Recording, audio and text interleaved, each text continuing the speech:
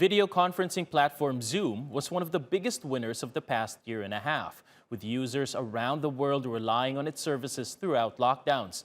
But with restrictions easing, investors are starting to sour on the platform. Zoom shares fell more than 3.5% overnight. That's after the company said growth in the coming months would continue slowing down as schools and offices reopen and people start traveling again for meetings and family gatherings. Profits in the 3 months to October rose 70% to $340 million. Revenues topped $1 billion, up 35% year on year. That's a steep drop from the same period in 2020, when sales were up more than 360%.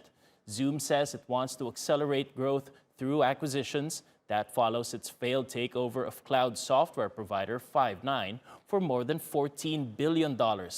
Now for more, let's go to Victoria Scholar. She's the head of investment at Interactive Investor in London. Welcome back to the program, Victoria. Now, better than expected results for Zoom, but how sustainable is this for a company that was one of the biggest winners of the pandemic? We're already seeing a slowdown in its growth. Yeah, so shares in Zoom actually fell by more than 6% after hours, extending the decline in yesterday's session of 3%. And like you say, it reported better than expected results for the fiscal fourth quarter, both in terms of earnings and revenue, and also guidance as well. So on first glance, it looks like a good set of numbers, but investors were disappointed by the trajectory for growth. So to answer your question, it's the growth figures that are essentially not sustainable, because revenue at the start of the year was growing by 300%. Now it's down to 35%.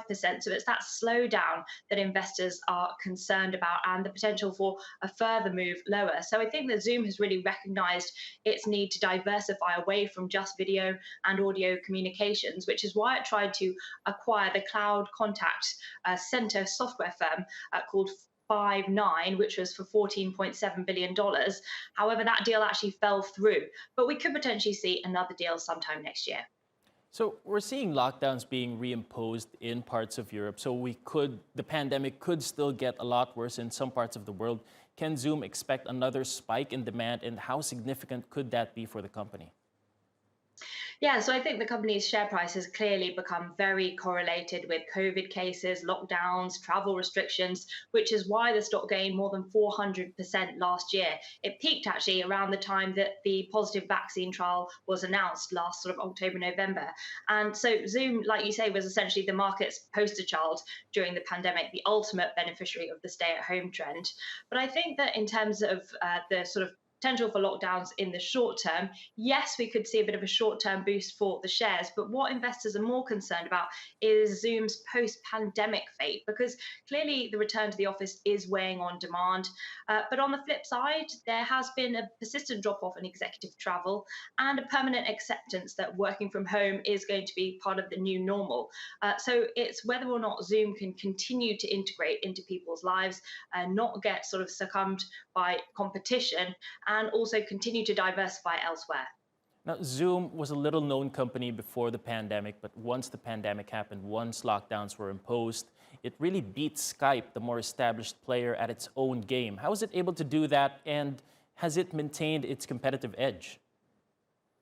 Yeah, well, I think that Skype suffered because it wasn't very reactive at the start of the pandemic, and Zoom continued to add very helpful features, and sort of it just started to grow. And then Skype dropped off, and then we saw Microsoft Teams come into the sector.